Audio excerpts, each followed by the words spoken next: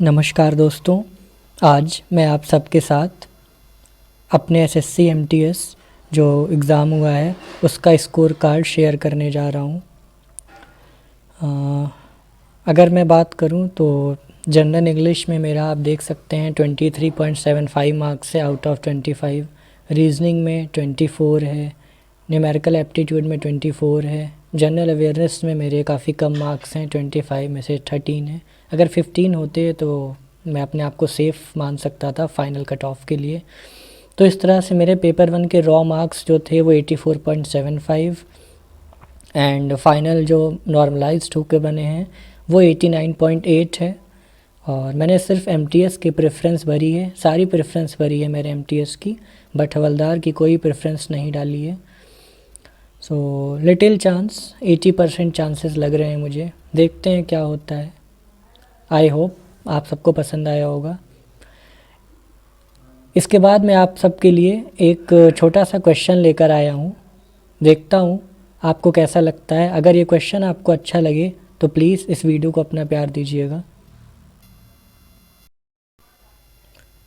नमस्कार दोस्तों, उम्मीद करता हूँ आप सब बहुत अच्छे होंगे और अपनी एसएससी सीजीएल 2022 की प्रिपरेशन काफ़ी अच्छे से कर रहे होंगे। आज मैं आप सब के लिए एक रीजनिंग का कैलेंडर से रिलेटेड बहुत ही बेसिक कॉन्सेप्ट वाला क्वेश्चन लेकर आया हूँ। मैं आपको गारंटी देता हूँ कि अगर आप इसके ये बेसिक कॉन्सेप्ट समझ लेंगे तो आपके 2 मार्क्स श्योर हो जाएंगे। इससे रिलेटेड कोई भी कैलेंडर से क्वेश्चन आएगा फिर आपका सिर्फ 20 सेकंड में सॉल्व हो जाएगा। जी हाँ, 20 सेकंड में आपका सॉल्व हो जाएगा। शुरू करता हूँ मैं। देखिए क्वेश्चन है, what day of the week was 5 February 2008। तो इस क्वेश्चन का कॉन्सेप्ट जानने से पहले कुछ चीज़ें जान लेना बहुत ही ज़रूरी है। तो शुरू करते हैं। देखिए सबसे पहले हम देखेंगे ईयर्स और उसमें कितने ऑड डेज होते हैं। अब देखिए ऑड डे का मतलब समझ लीजिए। ऑड डे का मतलब ये होता है कि 7th डे जब कंप्लीट हो जाते हैं आपके वीक के तो नेक्स्ट डे कौन सा आ रहा है। जैसे 1 ऑड डे आ रहा है तो हम बोलेंगे मंडे होगा उस दिन। अगर 2 ऑड डे आ रहा है तो ट्यूसडे होगा उस दिन। ऐसा कैसे हो रहा है? क्योंकि first day of the week हम क्या मानते हैं? मंडे। जी हाँ, इसको आप एकदम से याद कर लीजिए कि हफ्ते का पहला दिन, वीक का फर्स्ट डे आपका मंडे से स्टार्ट होता है। ठीक, तो हम देखते हैं, जैसे आपको और अच्छे से एलेबरेट करके मैं बता दूं। अगर आपके 100 ईयर्स हैं, अगर आप 100 ईयर्स हो गए तो 100 ईयर्स बाद आपके ऑड डेज कितने आ जाएंगे? 100 डेज बाद आपके 5 ऑड डेज आ जाते हैं। ठीक है, ये बात क्लियर हो गई। अगर 200 ईयर्स हो गए हैं तो आपके 3 ऑड डेज आ जाएंगे। और अगर 300 ऑड डेज हो गए हैं तो आपके 300 ईयर्स हो गए हैं तो 1 ऑड डेज आ जाएंगे। 400 ईयर्स के लिए कोई ऑड डे नहीं आता। मतलब हर 400 साल पे जो 1 जनवरी, जैसे मैं आपको ऐसे बता दूं कि 1 जनवरी को जो डे पड़ा था वीक का आपका, अगले 400 साल बाद जब फिर से आपकी 1 जनवरी आएगी तो सेम डे रहेगा, कोई भी ऑड डे नहीं आएगा। उम्मीद है आप कॉन्सेप्ट समझ रहे होंगे। चलिए, अगर आप अभी नहीं समझ रहे हैं तो ये क्वेश्चन को देखिए और आप समझ जाएंगे। देखिए हमारे पास टोटल, हम शुरुआत करते हैं जब से टाइम कैलेंडर शुरू हुआ, तो बात की जा रही है सन 2008 की। हम बात कर रहे हैं आपका 2008 की।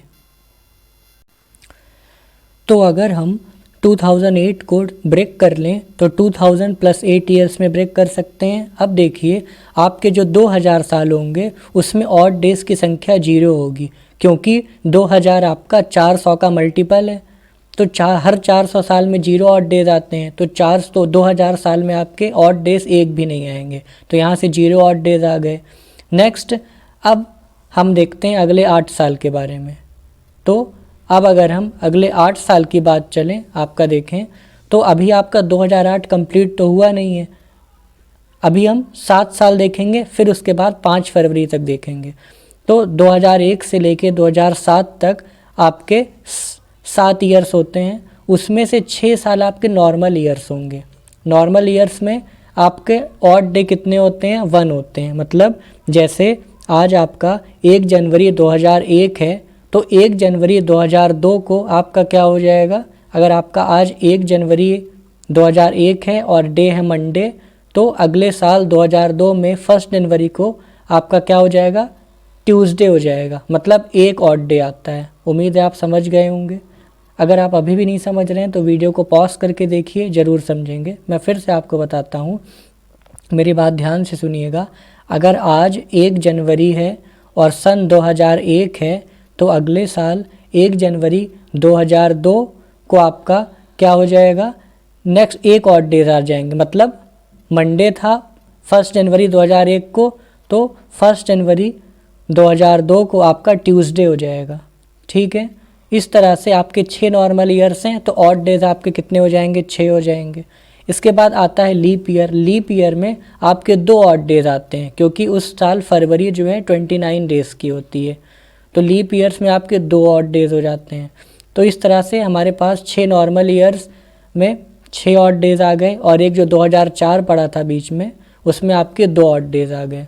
इसके बाद हम देखते हैं 1 जनवरी 2008 से लेके 5 फरवरी 2008 तक कितने ऑड डेज आते हैं। तो अगर 1 जनवरी से बात की जाए 31 जनवरी तक, तो 31 ऑड डेज यहाँ हो गए, और 5 दिन आगे 5 फरवरी तक, तो टोटल 36 ऑड डेज आपके आ गए। तो अगर हम टोटल ऑड डेज देखें तो आपका पहले आया था 0 + 6 + 2 + 36। तो इस तरह से आपके टोटल ऐड कर दीजिए तो 44 ऑड डेज आ जाएंगे आपके टोटल।